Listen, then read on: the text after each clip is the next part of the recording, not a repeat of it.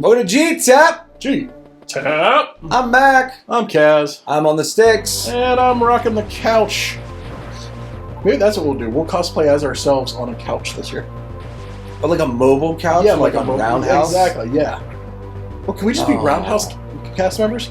Yeah, and everyone who's listening to the channel who remembers Roundhouse will remember that. So, Greg, glad you're listening.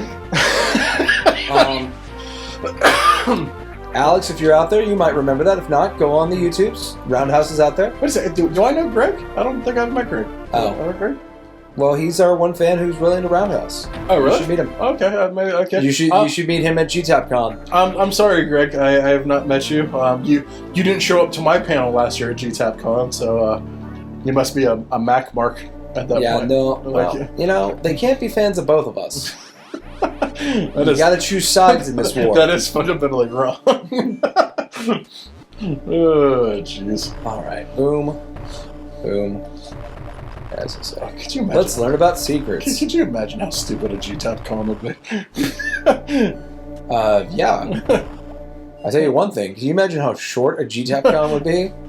Alright, this Wednesday from 1 to 1:30, we're going to be having GTAAP Con. The GTAAPiest con in the world. Our panel would just be a bunch of people asking us what our name means. And then us giving different answers. And then people asking, why are we here? Why'd you people pull me into this? And where's my $5? One thing I'm excited to eventually do is we'll see if I can get. Actually, I'm just going to practice your record. You're trying to do the. There you go. Yeah, I was going to say. I got it. It'll take a little bit to get used to. Do you get the ball jump on this one? Wall jump? The ball jump. The spring bowl? Yeah, yeah. Mm. Hear that? Yeah, what is that? It's parasites. Oh, is that what that is? Mm-hmm. See it? Oh, okay. Then you clear them off with your... Gotcha. Okay. That makes sense. Yeah. Did those ever make an appearance in any of the other games? No, I don't think so. Honestly, I don't remember those. I feel like there's something up there. With the ball. No, there's nothing. No. Okay. I thought there was two, but apparently not. Yeah. Worth a look.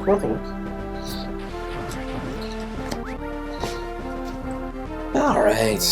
Now we're fine. Yeah. Kind of sad that this series really has kind of fallen apart over the last few years. Yeah, of course it has. So here's the problems. One, Japan does not like this the way Americans do. It's kind of like the Metal Gear problem, where like Metal Gear's okay in Japan, but it's because of Americans that game's big. Metroid's problem is that it was only really big in America. That's why like the Prime series did gangbusters over here and was not that big of a deal over there. That's sad. I came out of it too early. Is this what you have to do, or you can't just jump up there? No, I can't right now. I would need a special ability, but I'm pretty sure that this is here for. So you've played a Metroid before. You know how to bomb jump. Oh yeah, absolutely. And they're right. Oh no, the cadence off. You definitely got higher on that than I normally do. To the left, to the right. Yeah. Yeah, there's...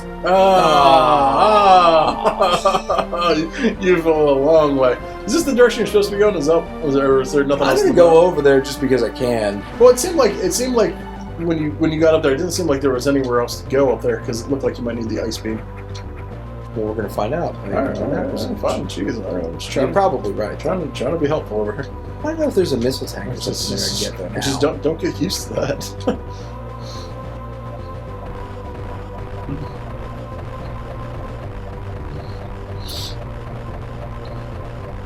There we go. Yeah, it is kind of sad that this never really took off, especially now. And like I said, it feels like this series is kind of dead now, especially with Federation forces. Well, the thing, what really happened was they weren't happy with it just being popular in America. You know what I mean? Oh no. And so what did they do? Well, they tried to make like hunters and stuff like that. And they're like, oh well, Americans must like it because it's all actiony. What if we made it actiony? It's like, no, that's not what we liked about it. And then their next answer was the worst answer you could think of. Well, maybe the reason they like it is because Samus is not a depowered female. So if we make her a depowered female in Metroid Other M, maybe Japan will like it. And guess what? It did. Metroid Other M did way better in Japan than it should have, and Americans freaking hated it. What studio can we get to empower a female? What has a great representation of female empowerment? Why the people that make DOA, of course. Team Ninja. Now, specifically, just get the guys working on DOA volleyball.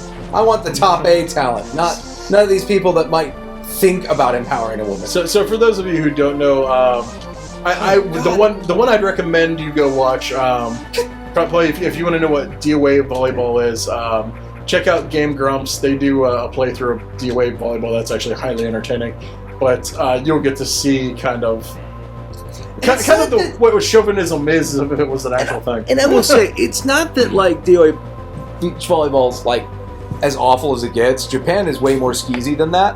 But I think the biggest thing about it is like Samus was the first real like female superhero in the video game world.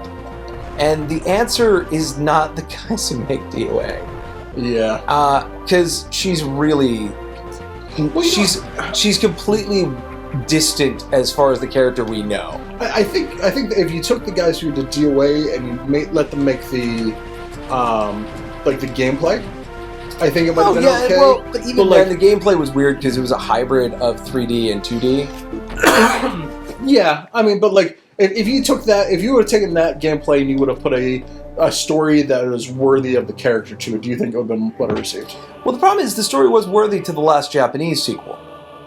Because Fusion was where they introduced Adam, her commanding officer, when she was with the Federation forces, who is the one who she's under the command of in Other M. Yeah. But the problem with it is, like I said, I thought this was a clever way to do. Every Metroid game has to figure out a new way for, well, Samus lost all her powers from the last game because. Yeah. Right? Yeah, exactly. By the way, there's a real good version of that. Yeah, exactly. Yeah. See, there's a Chozo on one side who's an angel. There's another Chozo on the other side who's an angel, and there's a flying spaghetti monster in the middle. What is that supposed to be? Is that supposed to be her? That's a flying spaghetti monster.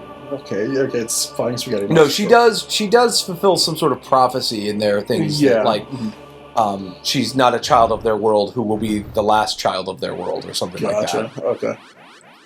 Because all the Chozo do bite it. Or go on to an existential plane where they turn into ghosts. Your choice. It's definitely one of those two things.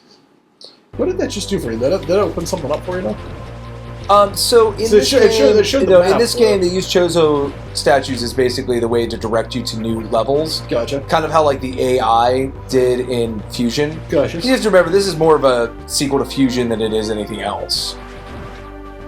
As far as the mechanic, I mean, it was the other GBA game. And yeah. But so what it's doing is it's just telling me, hey, you should get your butt to Norfair. Yeah, that's fine. I just want to make sure that that's what it was. But not storyline wise. This is not a sequel. This is a retelling of the first game. Yeah. Where Samus Aran, it's the first time she goes after the Zebzian space pirates. Because this gaming series has kind of like a weird order to them now. Done that? It's one.